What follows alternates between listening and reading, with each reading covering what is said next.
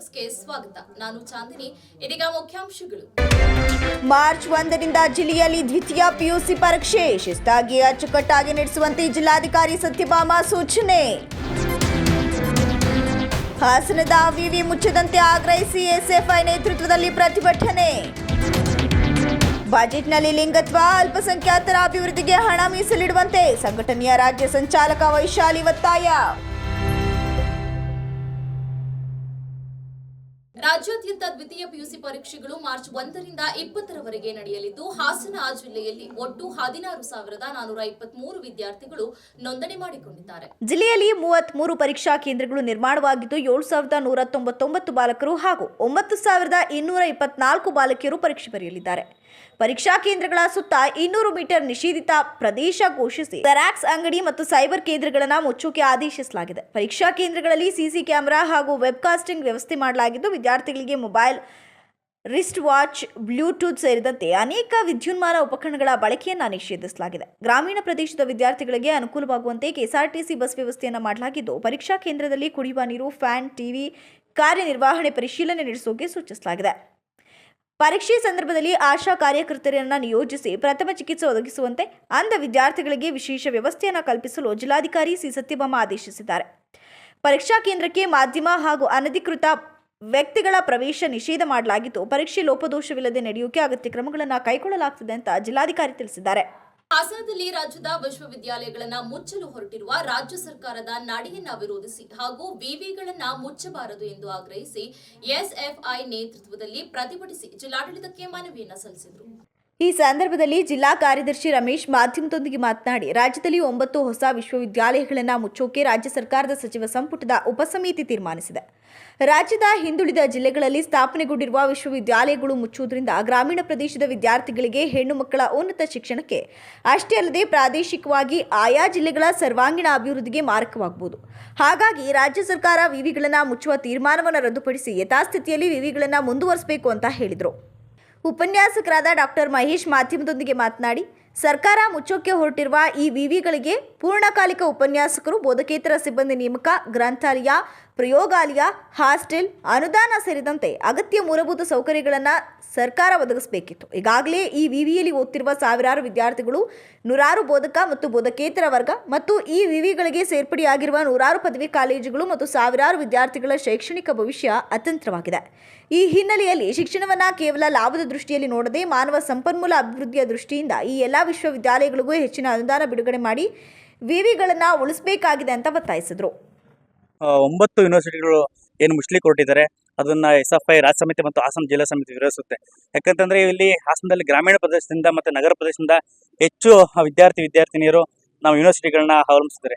ಮತ್ತು 56ಕ್ಕಿಂತ ಹೆಚ್ಚು ಕಾಲೇಜುಗಳನ್ನ ಅವಲಂಬಿಸಿರುತ್ತ ಹಾಸನ ಯೂನಿವರ್ಸಿಟಿನ ಮುಚ್ಚಲಿಕ್ಕೆ ಹೊರಟಿರುವಂಥದ್ದು ಇದು ವಿದ್ಯಾರ್ಥಿ ವಿರೋಧಿ ನೀತಿ.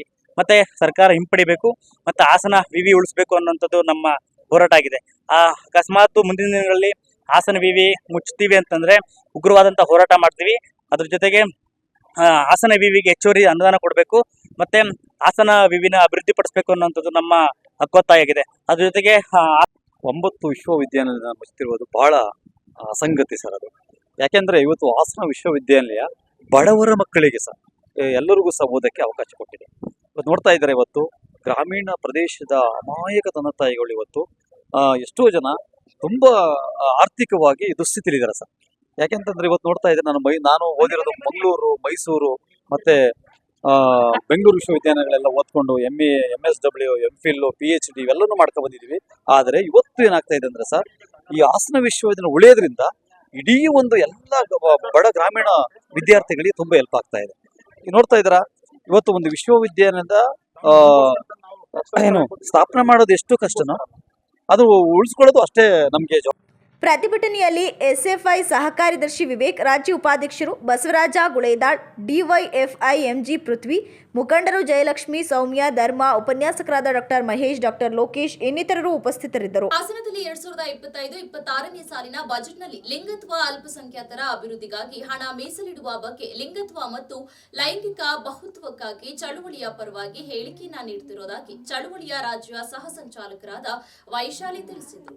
ಗೋಷ್ಠಿಯಲ್ಲಿ ಶುಕ್ರವಾರ ಮಾತನಾಡಿ, ನಮ್ಮ ಈ ಸಂಘಟನೆ ನಿರ್ಮಿಸಿ 2 ವರ್ಷ ಕಳೆದಿದೆ. ಈಗ ಬಜೆಟ್ ಹತ್ತಿರ ಇರುವುದರಿಂದ ಆಡಳಿತದಲ್ಲಿರುವ ಕಾಂಗ್ರೆಸ್ ಪಕ್ಷ ರಾಜ್ಯದಲ್ಲಿ ಅಧಿಕಾರಕ್ಕೆ ಬರುವ ಮುನ್ನ ತಮ್ಮ ಪ್ರಣಾಳಿಕೆಯಲ್ಲಿ ಲಿಂಗತ್ವ ಮತ್ತು ಲೈಂಗಿಕ ಅಲ್ಪಸಂಖ್ಯಾತರ ಅಭಿವೃದ್ಧಿಗಾಗಿ ವಾರ್ಷಿಕ 200 ಕೋಟಿಯನ್ನ ಮೀಸಲಿಡುವುದಾಗಿ ತಿಳಿಸಿದೆ. ಆದರೆ ಅದನ್ನ ಇನ್ನೂ ಜಾರಿಗೆ ತಂದಿರುವುದಿಲ್ಲ. ಲಿಂಗತ್ವ ಅಲ್ಪಸಂಖ್ಯಾತರು ಉದ್ಯಮಶೀಲತೆಯಲ್ಲಿ ತೊಡಗಿಸಿಕೊಳ್ಳೋಕೆ ಯೋಜನೆ ರೂಪಿಸಬೇಕು. ಇವಕ್ಕಾಗಿ ಪ್ರತಿ ಲಿಂಗತ್ವ ಅಲ್ಪಸಂಖ್ಯಾತ ವ್ಯಕ್ತಿಗೆ 2 ಲಕ್ಷ ರೂಪಾಯಿ ಆರ್ಥಿಕ ನೆರವು ನೀಡೋಕೆ ಬಜೆಟ್ ಮೀಸಲಿಡಬೇಕು ಅಂತ ಹೇಳಿದೆ. ಉಚಿತ ಲಿಂಗ ಪರಿವರ್ತನೆ ಶಸ್ತ್ರಚಿಕಿತ್ಸೆ ಮತ್ತು ಶಸ್ತ್ರಚಿಕಿತ್ಸೆಯ ನಂತರ 6 ತಿಂಗಳ ಆರೈಕೆಯ ಬೆಂಬಲ ನೀಡೋಕೆ ಬಜೆಟ್ ಮೀಸಲಿಡಬೇಕು.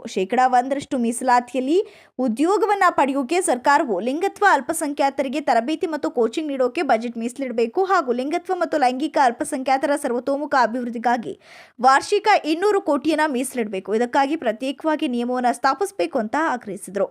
ರಾಜ್ಯದ ಸಹಾಧ್ಯಕ್ಷರು ಇದು ಒಂದು ನಮ್ಮ ಸಿಸ್ಟಮ್ ಹೇಗಿದೆ ಅಂದ್ರೆ ಲಿಂಗತ್ವ ಮತ್ತು ಲೈಂಗಿಕ ಬಹುತ್ವಕ್ಕಾಗಿ ಚಳವಳಿ ಅನ್ನೋದು ಓಕೆ.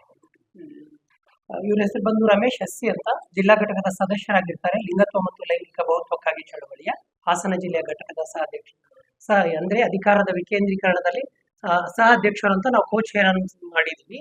ಅದರಲ್ಲಿ ಇವರು ಒಬ್ರು ರಮೇಶ್ ಎಸ್ಸಿ ಅಂತ, ಇವರು ಶಿವಣ್ಣ BR ಅಂತ. ಇಲ್ಲಿ ಇವರು ಸ್ಥಳೀಯವಾಗಿ ಹಾಸನ ಜಿಲ್ಲೆಯ ಘಟಕದ ಸದಸ್ಯರು ಮತ್ತೆ ಸಹ ಅಧ್ಯಕ್ಷರು ಆಗಿರ್ತಾರೆ. ನಾವು ರಾಜ್ಯ ಮಟ್ಟದ ಸಹ ಅಧ್ಯಕ್ಷರಾಗಿರ್ತೀವಿ. ಬಂದ್ಬಿಟ್ಟು ನಾರ್ತ್ ಮತ್ತು ಸೌತ್ ಅಂತ ಒಂದೆರಡು ವಿಭಾಗಗಳಲ್ಲಿ. ಸೌತ್ ಅಲ್ಲಿ ಬಂದು ಕಾಂತಾದೇವಿ ಅಂತ ರಾಜ್ಯ ಘಟಕದ ಸಹ ಅಧ್ಯಕ್ಷರಾಗಿರ್ತಾರೆ. ವೈಶಾಲಿ ಅಂತ ಬಂದ್ಬಿಟ್ಟು ನಾವು ನಾರ್ತಿನ ಘಟಕದ ಅಧ್ಯಕ್ಷರಾಗಿರ್ತೀವಿ. ಲಿಂಗತ್ವ ಮತ್ತು ಲೈಂಗಿಕ ಬಹುತ್ವಕ್ಕಾಗಿ ಚಳವಳಿ ಯಾವ್ದ್ರ ಮೇಲೆ ಕೆಲಸ ಮಾಡ್ತಾ ಇದೆ ಅಂದ್ರೆ ಇದು ಒಂದು ಬಂದು ಹಿಂಸೆ, ದೌರ್ಜನ್ಯ ಇವುಗಳ ವಿರುದ್ಧ ಮತ್ತು ಸಾಮಾನ್ಯವಾಗಿ ನಮ್ಮ ಸಮುದಾಯದಲ್ಲಿ ಆಗ್ತಕ್ಕಂತ ಕೆಲವೊಂದಿಷ್ಟು ಸಮಸ್ಯೆಗಳ ಮಧ್ಯದಲ್ಲಿ ಅನ್ಯಾಯಗಳ ವಿರುದ್ಧವಾಗಿ ಮತ್ತು ಸರ್ಕಾರದ ಯಾವುದೇ ಸೇವಾ ಸೌಲಭ್ಯಗಳಲ್ಲಿ ಧ್ವನಿ ಎತ್ತತಕ್ಕಂತ ಒಂದು ಕೆಲಸದಲ್ಲಿ ಇದು ಬಹುತ್ವಕ್ಕಾಗಿ ಕೆಲಸ ಮಾಡ್ತಾ ಇದೆ. ಬಹುತ್ವಕ್ಕಾಗಿ ಅನ್ನೋದನ್ನ ನಾವು ಪತ್ರಿಕಾಗೋಷ್ಠಿಯಲ್ಲಿ ಲಿಂಗತ್ವ ಮತ್ತು ಲೈಂಗಿಕ ಬಹುತ್ವಕ್ಕಾಗಿ ಚಳವಳಿಯ ಜಿಲ್ಲಾ ಘಟಕದ ಸದಸ್ಯ ರಮೇಶ್ BR, ಶಿವಣ್ಣ ಇತರರು ಉಪಸ್ಥಿತರಿದ್ದರು. ಮಹಾಶಿವರಾತ್ರಿ ಹಬ್ಬದ ಪ್ರಯುಕ್ತ ಹರಳಿಯ ಸಮಾಜದ ಕುಲ ಬಾಂಧವರ ಸಮಾಗಮ ಕಾರ್ಯಕ್ರಮ ಮತ್ತು ಹರಳಿಯ ಮಠದ ಶಿವಲಿಂಗದ ಪೂಜಾ ಕಾರ್ಯಕ್ರಮವನ್ನ ಹೊಳೆನರಸೀಪುರದ ಬಂಡಿ ಶೆಟ್ಟಿಗನಹಳ್ಳಿ ಕೋಡಿಗಲ್ಲು ಮಠದಲ್ಲಿ ಹಮ್ಮಿಕೊಳ್ಳಲಾಗಿದೆ. ಹಾಸನ ಜಿಲ್ಲಾ ಭೂಸ್ವಾಧೀನ ಅಧಿಕಾರಿ ಡಾಕ್ಟರ್ ವಿ ಮಂಜುನಾಥ್ ಕಾರ್ಯಕ್ರಮವನ್ನು ಉದ್ದೇಶಿಸಿ, ದೇವರು ನಮಗೆ ಎಲ್ಲ ಅಂಗಾಂಗಗಳನ್ನು ಕೊಟ್ಟಿದ್ದಾನೆ. ಮನುಷ್ಯ ಒಳ್ಳೆಯ ಕೆಲಸವನ್ನು ಮಾಡಬೇಕು, ಜೊತೆಗೆ ನಾವು ಶಿಕ್ಷಣವನ್ನು ಅತಿ ಹೆಚ್ಚಾಗಿ ಪಡೆಯಬೇಕು. ಮನುಷ್ಯ ಶಿಕ್ಷಣ ಮತ್ತು ಸಂಸ್ಕಾರವಂತನಾಗಬೇಕು ಅಂತ ತಿಳಿಸಿದರು. ಟ್ರಸ್ಟ್ನ ಅಧ್ಯಕ್ಷ ರಂಗಸ್ವಾಮಿ ಮಾತನಾಡಿ, ಈ ಮಠದ ಅಭಿವೃದ್ಧಿಯತ್ತ ನಮ್ಮ ಜನಗಳು ಗಮನ ಹರಿಸಬೇಕು ಹಾಗೂ ಮಠದ ಅಭಿವೃದ್ಧಿ ಆಗಬೇಕು. ಈ ಮಠಕ್ಕೆ 12ನೇ ಶತಮಾನದ ಇತಿಹಾಸವಿದೆ. ನಮ್ಮ ಇಡೀ ಜನಾಂಗ ಮನೆಗೆ 1,000ದಂತೆ ದೇಣಿಗೆ ಕೊಟ್ಟರು ಮಠ ಮತ್ತು ದೇವಸ್ಥಾನ ಅಭಿವೃದ್ಧಿ ಹೊಂದುವುದರಲ್ಲಿ ಯಾವುದೇ ಸಂಶಯ ಇಲ್ಲ ಅಂತ ಹೇಳಿದರು. ಮೂಲೇತು ಗೋವಿಂದ ಸ್ವರ್ಣ ಗೌರಿ ಪ್ರಭಾತೆ ಕರ ದರ್ಶನ ಖಾಲಿ ಕೈ ಕೊಟ್ಟಿದ್ದಾನೆ. ಆದರೆ ಎಲ್ಲ ಇದರಲ್ಲಿದೆ. ಸೂರ್ಯ ಚಂದ್ರ ಎಲ್ಲರೂ ಇದರಲ್ಲಿದ್ದಾರೆ. ನಮ್ಮ ಭಾಗ್ಯ ಸ್ತರಕ್ಕೆ ಎಲ್ಲ ಇದೆ ಇದರಲ್ಲಿ. ಪ್ರತಿಯೊಂದು ಇದೆ. ಇದು ಏನು ಸಾಮಾನ್ಯವಾದಿಲ್ಲ. ಈ ಜಾದೂಗಾರನಿಂದ ಓಂ ಶಿವಂ ಅಂದರೆ ಏನು ಬೇಕಾದ್ರೂ ಮಾಡುವಂಥ ಶಕ್ತಿ ಇದು ಕೊಟ್ಟಿದ್ದಾನೆ, 5 ಬೆರಳಲ್ಲಿರ್ತಕ್ಕಂಥದ್ದು. ಅದಕ್ಕೆ ಇವನ್ನ ನಾವು ಸದಾಕಾಲ ಬಡಿಸ್ಕೋಬೇಕಿದು. ಒಳ್ಳೆ ಕಾಲಕ್ಕೆ ಕೊಡೋದಕ್ಕೂ ಇದೆ, ಯಾಚನೆ ಮಾಡೋಕ್ಕೂ ಇದೆ. ಇದು ಮತ್ತು ಬಗ್ಗೋದಕ್ಕೂ ಇದೆ, ತಲೆ ಬಾಗೋದಕ್ಕೂ ಇದೆ. ಬಾಗಿದವನು ಬಾಳಿಯಾನು ಅಂತ ಹೇಳ್ತಾರೆ. ಬಾಗ್ಬಿಟ್ರೆ ನಾವೇನು ಚಿಕ್ಕವರಾಗೋದಿಲ್ಲ. ಓಕೆ, ನಾವು ಹಿರಿಯರಿಗೆ ಕಾಲಿಗೆ ನಮಸ್ಕಾರ ಆಗ್ತೀವಿ. ಇವತ್ತು ನಾವೆಲ್ಲೂ ಚಿಕ್ಕವರು ಆಗಲಿಲ್ಲ. ಅದಕ್ಕೆ ಬಾಗಿದವನು ಬಾಳಿಯಾನು ಅಂತ ಹೇಳ್ತಾರೆ ನಮ್ಮ ಕಡೆ. ನಾವು ಮಕ್ಕಳನ್ನು ನಾವು ಸಂಸ್ಕಾರಗಳ ರೀತಿಯಲ್ಲಿ ಬೆಳೆಸಬೇಕು. ಆ ಸಂಸ್ಕಾರ ಇದು ಒಂದು ಜಾನಪದ ಕಲೆ, ಒಂದು ಸಂಸ್ಕಾರ. ಇಂಥವನ್ನ ನಾವು ಉಳಿಸಿ ಬೆಳೆಸೋದಾದರೆ ನಾವು ನಿಜವಾಗಿ. ನಂತರ ಮಾತನಾಡಿದ TR ವಿಜಯಕುಮಾರ್, ಮಾದಿಗ ದಂಡಾವರ ಜಿಲ್ಲಾಧ್ಯಕ್ಷ ಬಸವಣ್ಣನವರ ಕಾಲಘಟ್ಟದಲ್ಲಿ ಅನುಭವ ಮಂಟಪ ಸ್ಥಾಪಿಸಿಕೊಂಡಿದ್ರು. ಆ ಅನುಭವ ಮಂಟಪದಲ್ಲಿ ಎಲ್ಲಾ ಜನರು ಒಂದೊಂದು ಕಸುಬು ಮಾಡಿಕೊಂಡಿದ್ರು. ಆ ಕಸುಬಿನ ಮೇಲೆ ಈಗಿನ ಜನರು ಜಾತಿಗಳನ್ನಾಗಿ ಮಾಡಿಕೊಂಡಿದ್ದಾರೆ. ನಾವು ಎಲ್ಲರೂ ಒಂದೇ ಜಾತಿ, ಒಂದೇ ಕುಲ ಅಂತ ತಿಳಿಸಿದರು. ಜೊತೆಗೆ ಈ ಜಿಲ್ಲೆನಲ್ಲಿ 5 ಅರಳೈನವರು ಕಾಲಿಟ್ಟಂತ 5 ಸ್ಥಳಗಳಿದ್ದಾವೆ. ಮತ್ತೆ ಅವರ ಶಿಶು ಮಕ್ಕಳ 2 ಸಮಾಧಿಗಳಿದ್ದಾವೆ. 2 ಸಮಾಧಿಗಳಿದ್ದಾವೆ. ಒಂದು ಜಡೆಯಮ್ಮನವರ ಪ್ರಪಂಚದ ಮಹಿಳಾ ಜಗದ್ಗುರು, ಮೊಟ್ಟ ಮೊದಲ ಜಡೆಯಮ್ಮ ಅವ್ರದ್ದು ಒಂದು ಸಮಾಧಿ ಇದೆ. ಅದು ಕೋರಮಂಗಲದಲ್ಲಿ. 2ನೇದು ಬಿದಿರ್ಕೆರೆನಲ್ಲಿ 2 ಕಡೆ ಇದ್ದಾವೆ. ಒಂದು ಎಂ ಶಂಕರಪ್ಪ ಮಾದಿಗ ದಂಡೂರ ರಾಜ್ಯ ಪ್ರಧಾನ ಕಾರ್ಯದರ್ಶಿಗಳು ಮಾತನಾಡಿ, ನಮ್ಮ ಜನಾಂಗದವರು ಆದಿ ಜನಾಂಗ, ಮಹಾ ಆದಿಗರು ನಾವು. ನಮ್ಮ ಜನಾಂಗಕ್ಕೆ ಜಾಂಬವಂತ ಮಹಾಗುರು ಹೇಳಿಕೊಳ್ಳುವುದಕ್ಕೆ ಹೆಮ್ಮೆ ಇದೆ. ಶ್ರೀಕೃಷ್ಣ ಮತ್ತು ಜಾಂಬವಂತನ ನಡುವೆ ಮಹಾಯುದ್ಧವಾದ ಪ್ರಸಂಗವನ್ನು ಯಾರು ಸ್ವವಿವರವಾಗಿ ಬರೆಯುತ್ತಾರೋ ಅವರಿಗೆ ಬಹುಮಾನವನ್ನು ಕೊಡುವುದಾಗಿ ಹೇಳಿದರು. 21 ದಿವಸ ಅವನು ಇರ್ಬೇಕಾದ್ರೆ ಎಲ್ಲಿ ಮಲಗಿದ್ದ, ಏನ್ ತಿಂತ ಇದ್ದ, ಬೆಳಗ್ಗೆ ಸ್ನಾನ ಮಾಡ್ತಾ ಇದ್ನ, ಅವ್ನು ಊಟ ಯಾರಾಗ್ತಾ ಇದ್ರು, ಯಾವ್ಯಾವ್ದ್ರಲ್ಲಿ ಯುದ್ಧ ಮಾಡ್ದ, ಗದಾ ಇದ್ದಾನೆ, ಮಲ್ಲ ಇದ್ದಾನೆ, ದೃಷ್ಟಿ ಇದ್ದಾನೆ, ಬಾಣಗಳಿಂದಾನೆ, ಗುಟ್ಟೆಗಳಿಂದಾನೆ, ಮರಗಳಿಂದಾನೆ, ಯಾರು ಬರ್ದಿಲ್ಲ. ಅದಕ್ಕೆ ಈ ಜಾತಿಯವರು ಜಾಂಬು ನಮ್ಮನ್ನದಾದ್ಮೇಲೆ ವಿಮರ್ಶೆ ಮಾಡ್ರಿ, ನೀವು ತಗೊಂಬಂದ್ರೆ ಆಚೆಗೆ ಬರೀರಿ ಅದ್ರ ಮೇಲೆ ಬುಕ್ಸು ಇಲ್ಲ ಅಲ್ಲೇನಪ್ಪ. ನಮ್ಮ ಜಾತಿಗೆ ಗೌರವ ಬರಬೇಕಾದ್ರೆ ಇವೆಲ್ಲ ತಗೊಂಡ್ಬರ್ಬೇಕು ಆಚೆಗೆ, ಇಲ್ಲ. ಅದಕ್ಕೆ ಕಾಂಪಿಟೇಷನ್. ಈ ಕಾರ್ಯಕ್ರಮದಲ್ಲಿ ಮುನಿರಾಜು ಬೆಂಗಳೂರು, ಪ್ರಕಾಶ್ ರವರು ಬೆಂಗಳೂರು, ಕರಿಯಪ್ಪನವರು, ರವಿಕುಮಾರ್ ಅಧ್ಯಕ್ಷರು, ಮಾದಿಗ ದಂಡೋರ ಹೊಳೆನರಸೀಪುರ, ಚಂದ್ರು ಪ್ರಧಾನ ಕಾರ್ಯದರ್ಶಿ, Kadavinakote, Ramanna Gandhinagar, Devaraju master, K K Hosur, Channigayya, K K Hosur, Javarayya, K K Hosur, Ramadasa ಕಾರ್ಯದರ್ಶಿಗಳು, ಸಿದ್ಧಾರ್ಥ ನಗರ, ಗೋವಿಂದರಾಜು, ಮೆಣಗನಹಳ್ಳಿ, ಸೋಮಯ್ಯ, ಸಂಘಟನಾ ಸಂಚಾಲಕರು, ಕೆರೆಗೋಡು, ಶಶಿಕುಮಾರ್, ನಿರ್ದೇಶಕರು, ಕಡವಿನಕೋಟೆ, ರಾಜಪ್ಪ ಮಾಸ್ಟ್ರು, ಚೆನ್ನೈಗ ರಾಮು ಮಾಸ್ಟರ್, ಚಂದ್ರು ಮಾದೇಶ್ವರ ಕಾಲೋನಿ ಮತ್ತಿತರರು ಉಪಸ್ಥಿತರು. ಬೇಲೂರಿನಲ್ಲಿ 8.50 ಲಕ್ಷ ವೆಚ್ಚದಲ್ಲಿ ನೂತನವಾಗಿ ನಿರ್ಮಾಣವಾಗಿರುವ ಗ್ರಾಮ ಪಂಚಾಯಿತಿ ವ್ಯಾಪ್ತಿಯ ಡಿಜಿಟಲ್ ಗ್ರಂಥಾಲಯ ಉದ್ಘಾಟನೆ ಸಮಾರಂಭ ಹರೇಹಳ್ಳಿ ಹೋಬಳಿಯ ನಾರ್ವೆಪೇಟೆ ಗ್ರಾಮದಲ್ಲಿ ನಡೆದಿದೆ. ಡಿಜಿಟಲ್ ಗ್ರಂಥಾಲಯವನ್ನು ಉದ್ಘಾಟಿಸಿ ಮಾತನಾಡಿದ ತಾಲೂಕು ಪಂಚಾಯಿತಿ ಕಾರ್ಯನಿರ್ವಹಣಾಧಿಕಾರಿ ವಸಂತಕುಮಾರ್ ಅವರು, ಗ್ರಂಥಾಲಯಗಳು ಓದುಗರಿಗೆ ಅಕ್ಷರ ಜ್ಞಾನವನ್ನು ಉಣಬಡಿಸುವ ಜ್ಞಾನ ಕೇಂದ್ರವಾಗಿದೆ. ರಾಜ್ಯದ ಕಬ್ಬನ್ ಪಾರ್ಕ್ನಲ್ಲಿ ಇರುವ ಕೇಂದ್ರ ಗ್ರಂಥಾಲಯದಲ್ಲಿ ಸಿಗುವ ಪ್ರತಿಯೊಂದು ಉಪಯುಕ್ತ ಮಾಹಿತಿಗಳು ನಿಮ್ಮ ಮನೆಯಂಗಳದ ಡಿಜಿಟಲ್ ಗ್ರಂಥಾಲಯದಲ್ಲಿಯೂ ಕೂಡ ಲಭ್ಯವಿದೆ. ಕೇವಲ ಕತೆ, ಕಾದಂಬರಿ ಮಾತ್ರವಲ್ಲದೆ ಶಾಲಾ ಕಾಲೇಜುಗಳ ವಿದ್ಯಾರ್ಥಿಗಳ ಸ್ಪರ್ಧಾತ್ಮಕ ಪರೀಕ್ಷೆ, ಪದವಿ ಹಾಗೂ ಸ್ನಾತಕೋತ್ತರ ಪರೀಕ್ಷೆಗೆ ಸಂಬಂಧಪಟ್ಟಂತೆ ಹಲವು ಮಾಹಿತಿಯನ್ನು ಇಲ್ಲಿಯೇ ಪಡೆದುಕೊಳ್ಳಬಹುದಾಗಿದೆ ಅಂತ ತಿಳಿಸಿದರು. ದಿವಸ ನಾವು ಗ್ರಂಥಾಲಯಗಳನ್ನು ನೋಡ್ತಾ ಇದ್ದೀವಿ. ಅದು ಯಾವ ರೀತಿಯಾಗಿ ಡಿಜಿಟಲ್ ಗ್ರಂಥಾಲಯಗಳನ್ನು ಇವತ್ತು ಅವೆಲ್ಲ ಕೂಡ ಡಿಜಿಟಲ್ ಸಂಪರ್ಕವನ್ನು ಕಲ್ಪಿಸಿಕೊಡಲಾಗಿದೆ. ರಾಜ್ಯದಲ್ಲಿರ್ತಕ್ಕಂಥ ಪ್ರತಿ ಮೂಲೆಯಲ್ಲಿರ್ತಕ್ಕಂಥ ಗ್ರಂಥಾಲಯಗಳನ್ನು ನಾವು ಇಲ್ಲಿಂದಾನೇ ಸಂಪರ್ಕ ಮಾಡ್ಬೋದು. ಏನಪ್ಪ ಇಷ್ಟು ಕಡಿಮೆ ಬುಕ್ಸ್ ಇದಾವೆ, ನಾವು ಇಲ್ಲೇನು ಮಾಡೋಕ್ಕೆ ಸಾಧ್ಯ? ನಾವು ಕಬ್ಬನ್ ಪಾರ್ಕ್ನಲ್ಲಿ ಇರ್ತಕ್ಕಂಥ ಕೇಂದ್ರೀಯ ಗ್ರಂಥಾಲಯವನ್ನು ನಾವು ಇಲ್ಲಿ ಕುಳಿತುಕೊಂಡೆ ನಾವು ಸಂಪರ್ಕ ಮಾಡಿ ಅಲ್ಲಿರ್ತಕ್ಕಂಥ ಪುಸ್ತಕಗಳನ್ನು ಡಿಜಿಟಲ್ ರೂಪದಲ್ಲಿ ನಾವು ಇಲ್ಲಿ ಓದ್ಬೋದು. ಇಲ್ಲೇ ಕೂತ್ಕೊಂಡು ನಾವು ಕಬ್ಬನ್ ಪಾರ್ಕ್ನಲ್ಲಿ ಇರ್ತಕ್ಕಂಥ ಪುಸ್ತಕಗಳೆಲ್ಲ ರೆಫರ್ ಮಾಡ್ಬೋದು. ಇವತ್ತು ನಮಗೆ ಸ್ಪರ್ಧಾತ್ಮಕ ಪರೀಕ್ಷೆಗಳಲ್ಲಿ ನಮ್ಮ ಮಕ್ಕಳು ಭಾಗವಹಿಸ್ತಾ ಇದ್ದಾರೆ, ನಿಮಗೆಲ್ಲ ಗೊತ್ತಿದೆ. ಇವತ್ತು ಮಕ್ಕಳಲ್ಲಿ ನಾವೇನು ಇಲ್ಲ ಅಂದ್ರೂ ಕೂಡ ವಿದ್ಯೆ ಇದ್ದು ಮಗು ಸ್ಪರ್ಧಾತ್ಮಕ ಪರೀಕ್ಷೆಗಳಲ್ಲಿ ಸ್ಪರ್ಧಿಸಿ ಉತ್ತಮವಾಗಿ. ನಂತರ ಮಾತನಾಡಿದ ಗ್ರಾಮ ಪಂಚಾಯಿತಿ ಅಧ್ಯಕ್ಷೆ ಮಾಲಾಶ್ರೀ, ಈ ಭಾಗದ ಓದುಗರ ಹಾಗೂ ಶಾಲಾ ಕಾಲೇಜು ವಿದ್ಯಾರ್ಥಿಗಳ ಅನುಕೂಲಕ್ಕಾಗಿ ಡಿಜಿಟಲ್ ಮಾದರಿಯ ಸುಸಜ್ಜಿತವಾದ ಗ್ರಂಥಾಲಯವನ್ನು ತೆರೆಯಲಾಗಿದೆ. ಜನಸಾಮಾನ್ಯರು, ವಿದ್ಯಾರ್ಥಿಗಳು ಹಾಗೂ ಹಿರಿಯ ನಾಗರಿಕರು ಗ್ರಂಥಾಲಯವನ್ನು ಬಳಕೆ ಮಾಡಿಕೊಳ್ಬೇಕು ಅಂತ ತಿಳಿಸಿದರು. ವಯಸ್ಸಾದವರಿಗೂ ಪ್ರತಿಯೊಬ್ಬರಿಗೂ ಕೂಡ ಉಪಯೋಗ ಆಗುತ್ತೆ. ಯಾಕೆ ಅಂದರೆ ಅಲ್ಲಿ ಕಾದಂಬರಿಗಳಿದೆ, ರಾಮಾಯಣ ಇದೆ, ಮಹಾಭಾರತ ಇದೆ, ಬಾಬಾ ಸಾಹೇಬರ ಪುಸ್ತಕಗಳಿದೆ, ಡೈಲಿ ನ್ಯೂಸ್ ಪೇಪರ್ ಬರುತ್ತೆ. ಹಾಗೆ ಈಗ SLC ಮಕ್ಕಳಿಗೆ ಎಕ್ಸಾಮ್ ಸ್ಟಾರ್ಟ್ ಆಗಿರೋದ್ರಿಂದ ಆ ದಿನಪತ್ರಿಕೆಯಲ್ಲೂ ಕೂಡ ಪ್ರಶ್ನೋತ್ತರ ಪೇಪರ್ ಬಂದಿರುತ್ತೆ. ಅದರಲ್ಲಿ ಎಲ್ಲ ವಿದ್ಯಾರ್ಥಿಗಳು ಒಂದು ಬಿಡುವಿನ ಟೈಮ್ ಮಾಡಿಕೊಂಡು ಒಂದು ಅರ್ಧ ಗಂಟೆ ಅಥವಾ 1 ಗಂಟೆ ಟೈಮ್ ಮಾಡಿಕೊಂಡು ಲೈಬ್ರರಿನಲ್ಲಿ ಬಂದು ನಿಮಗೆ ಯಾವ ಪುಸ್ತಕ ಬೇಕು ಅದನ್ನು ತೆಕ್ಕೊಂಡು ಓದ್ಕೊಂಡು ಸಿಗ್ನೇಚರ್ ಮಾಡಿ ಗ್ರಂಥಪಾಲಕರ ಹತ್ರ ಕೇಳ್ಕೊಂಡು ಮತ್ತೆ ಅದನ್ನ ಅಲ್ಲಿಗೆ ತಂದು ಕೊಡಬೇಕು. ಹಾಗೆ ಪೇಪರ್ ಕೂಡ ತಗೊಂಡೋಗಿ ಆ ಪೇಪರಲ್ಲಿ ಏನು ಆ ದಿನದ ಕ್ವಶನ್ ಪೇಪರ್ ಬಂದಿರುತ್ತೆ ಆ ಕ್ವಶನ್ ಪೇಪರ್ನ ರೆಫರ್ ಮಾಡ್ಕೊಂಡು ಪೇಪರ್ನ ನೀಟಾಗಿ ಇಟ್ಕೊಂಡು. ಈ ಸಂದರ್ಭದಲ್ಲಿ ಗ್ರಾಮ ಪಂಚಾಯಿತಿ ಉಪಾಧ್ಯಕ್ಷ ಮಲ್ಲಿಕಾರ್ಜುನ್ ಸುಲಗಳಲೆ, ಸದಸ್ಯರಾದ ಚಿದಾನಂದ, ಮಲ್ಲಿಕಾರ್ಜುನ ನಾರ್ವೆ, ಮಂಜುನಾಥ್ ಪಿಬಿ, ವೀಣಾ, ಪವಿತ್ರ, ಮಾಜಿ ತಾಲೂಕು ಪಂಚಾಯಿತಿ ಸದಸ್ಯ ಸೋಮಯ್ಯ, ಸಾಮಾಜಿಕ ಹೋರಾಟಗಾರ ಚಂದ್ರು ಬಹುಜನ್, ಶ್ರೀಕಾಂತ್, ವೆಂಕಟೇಶ್ ಮೂರ್ತಿ, PDO ಚಂದ್ರಯ್ಯ, ಕಾರ್ಯದರ್ಶಿ ಚಾಮರಾಜ ಗ್ರಂಥಾಲಯ ಮೇಲ್ವಿಚಾರಕ ಚಂದ್ರಶೇಖರ್ ಹಾಗೂ ಸಿಬ್ಬಂದಿಗಳು ಹಾಜರಿದ್ದರು. ಪ್ರಾಥಮಿಕ ಕೃಷಿ ಪತ್ತಿನ ಸಹಕಾರ ಸಂಘದ ನೂತನ ಅಧ್ಯಕ್ಷರಾಗಿ ಬಾಣಸವಳ್ಳಿ ಅಶ್ವಥ್ ಆಯ್ಕೆಯ ಹಿನ್ನೆಲೆಯಲ್ಲಿ ಗಣ್ಯರು ಅಭಿನಂದನೆಯನ್ನ ಸಲ್ಲಿಸಿದರು. ಬೇಲೂರು ತಾಲೂಕಿನ ದಬ್ಬಿ ಪ್ರಾಥಮಿಕ ಕೃಷಿ ಪತ್ತಿನ ಸಹಕಾರ ಸಂಘಕ್ಕೆ ನಡೆದ ಅಧ್ಯಕ್ಷ ಮತ್ತು ಉಪಾಧ್ಯಕ್ಷ ಚುನಾವಣೆಯಲ್ಲಿ ಅಧ್ಯಕ್ಷರಾಗಿ ಬಾಣಸವಳ್ಳಿ ಅಶ್ವಥ್ ಮತ್ತು ಉಪಾಧ್ಯಕ್ಷರಾಗಿ ಸಂತೋಷ್ ಅವಿರೋಧವಾಗಿ ಆಯ್ಕೆಯಾಗಿದ್ದಾರೆ ಅಂತ ಸಹಕಾರ ಸಂಘಗಳ ಚುನಾವಣಾಧಿಕಾರಿ ಗುರುಮೂರ್ತಿ ತಿಳಿಸಿದ್ದಾರೆ.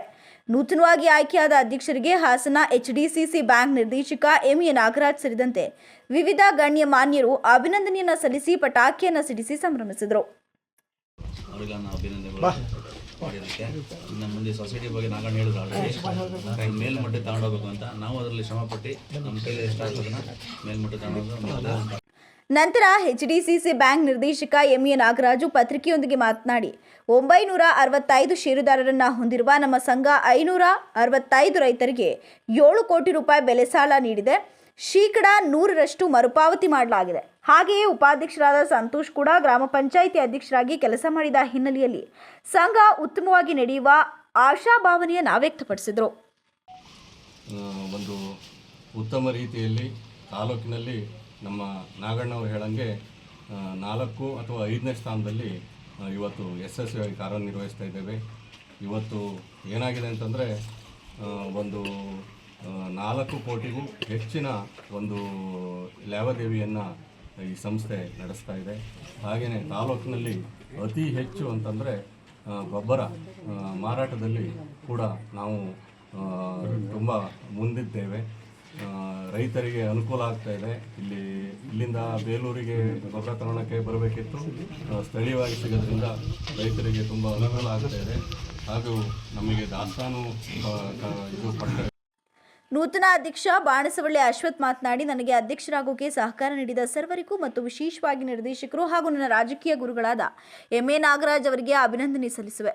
ದಬ್ಬೆ ಸೊಸೈಟಿ ರಸಗೊಬ್ಬರ ಮಾರಾಟದಲ್ಲಿ ಉತ್ತಮ ಸಾಧನೆ ಮಾಡಿದ ನಿಟ್ಟಿನಲ್ಲಿ ದಾಸ್ತಾನು ಕಟ್ಟಡ ನಿರ್ಮಾಣ ಮಾಡಲಾಗುತ್ತೆ ಅಂತ ಅವರು ಹೆಚ್ಚಿನ ಸಾಲ ಸೌಲಭ್ಯಗಳು ರೈತರಿಗೆ ನೀಡಲಾಗುತ್ತೆ. ಈಗಾಗಲೇ ನಮ್ಮ ಸಹಕಾರ ಸಂಘ ತಾಲೂಕಿನಲ್ಲಿ 4ನೇ ಸ್ಥಾನದಲ್ಲಿದೆ. ಈಗಾಗಲೇ ಸುಮಾರು 4 ಕೋಟಿಗೂ ಹೆಚ್ಚು ವ್ಯಾಪಾರ ವಹಿವಾಟಿನೊಂದಿಗೆ ಮುನ್ನಡೆಯುತ್ತಿದೆ ಅಂತ ತಿಳಿಸಿದರು. ಉಪಾಧ್ಯಕ್ಷ ಸಂತೋಷ್ ಮಾತನಾಡಿ, ಈ ಭಾಗದಲ್ಲಿ ಹೆಚ್ಚಾಗಿ ರೈತರು ಸಹಕಾರ ಸಂಘದಲ್ಲಿ ಎಲ್ಲ ಹಣಕಾಸಿನ ವ್ಯವಹಾರ ಹಾಗೂ ಠೇವಣಿ ಸಂಗ್ರಹಕ್ಕೆ ಹಾಗೆ ಹೆಚ್ಚು ಷೇರುದಾರರನ್ನ ಮಾಡೋಕ್ಕೆ ಅಧ್ಯಕ್ಷರ ಜೊತೆಗೂಡಿ ಉತ್ತಮ ಕೆಲಸ ಮಾಡ್ತೇವೆ ಅಂತ ಹೇಳಿದರು. ಈ ಸಂದರ್ಭದಲ್ಲಿ ಹಿರಿಯಣ್ಣಗೌಡ, ಅಬ್ದುಲ್ ಸುಬಾನ್, CH ಮಹೇಶ್, ಪ್ರಸಾದ್, ನಿರ್ದೇಶಕರಾದ SM ನಾಗೇಶ್, ಸತ್ಯನಾರಾಯಣ್, ಹೊನ್ನೇಗೌಡ, ಚೈತ್ರ, ನೇತ್ರಾವತಿ, ಲೋಕೇಶ್, ಚಂದ್ರಶೇಖರ್, ಜಯಮ್ಮ, ದೊಡ್ಡಯ್ಯ ಹಾಗೂ ಸಂಘದ CO ಜಗದೀಶ್ ಹಾಜರಿದ್ದರು. ಬೇಲೂರು ತಾಲೂಕಿನ ಅರೇಹಳ್ಳಿಯಲ್ಲಿ ಇಂದಿರಾನಗರ ನಿವಾಸಿ ಸಯ್ಯಾದ್ ವೈಜ್ ಸಲ್ಮಾನ್ ರವರಿಗೆ ಸಮಾಜ ಸೇವಾ ರತ್ನ ಪ್ರಶಸ್ತಿ ನೀಡಿ ಗೌರವಿಸಲಾಯಿತು. ಕರುನಾಡ ನಿಧಿ ಕನ್ನಡ ವಾರಪತ್ರಿಕೆ ಕೊಡಮಾಡುವ ಈ ಪ್ರಶಸ್ತಿ ಪ್ರದಾನ ಸಮಾರಂಭವು ಬೆಂಗಳೂರಿನ ಲಲಿತಾ ಕಲಾ ಆಡಿಟೋರಿಯಂನಲ್ಲಿ ಜರುಗಿತು. ಈ ವೇಳೆ ಅರೇಹಳ್ಳಿಯ ಕಾಂಗ್ರೆಸ್ ನಗರ ಅಧ್ಯಕ್ಷ ಮಹೇಂದ್ರ ಭಾಗವಹಿಸಿದರು. ಸಮಾಜ ಸೇವಾ ಕಾರ್ಯದ ಹಿನ್ನೆಲೆಯಲ್ಲಿ ಪ್ರಶಸ್ತಿಗೆ ಭಾಜನರಾದ ಇವರನ್ನ ಸ್ನೇಹಿತರು ಹಾಗೂ ಹಿತೈಷಿಗಳು ಅಭಿನಂದಿಸಿದ್ದಾರೆ. ಸ್ಪರ್ಧಾ ಜಗತ್ತನ್ನ ಎದುರಿಸಲು ಸರ್ವ ಸನ್ನದ್ಧವಾಗಿ ನಿಂತ ನಿಮ್ಮ ಮುದ್ದು ಮಗುವಿಗೊಂದು ಸುಂದರ ವಾತಾವರಣವಿರುವ ಶಾಲೆಯ ಹುಡುಕಾಟದಲ್ಲಿದ್ದೀರಾ? ಹಾಗಾದ್ರೆ ಇದು ನಿಮಗಾಗಿ ಅದ್ಭುತವಾದ ಅವಕಾಶವೊಂದನ್ನ ನೀಡಿ ನಿಮ್ಮ ಮಗುವಿನ ಅಂತರಾಳದಲ್ಲಿ ಅಡಗಿರುವ ಸೂಕ್ತ ಪ್ರತಿಭೆಯನ್ನ ಅನಾವರಣಗೊಳಿಸಲು ಸಜ್ಜಾಗಿ ನಿಂತಿದೆ ಹಾಸನದ ಪ್ರತಿಷ್ಠಿತ CBSE ಸ್ಕೂಲ್ಗಳಲ್ಲಿ ಒಂದಾದ ಟೈಮ್ಸ್ ಗುರುಕುಲ CBSE ಸ್ಕೂಲ್.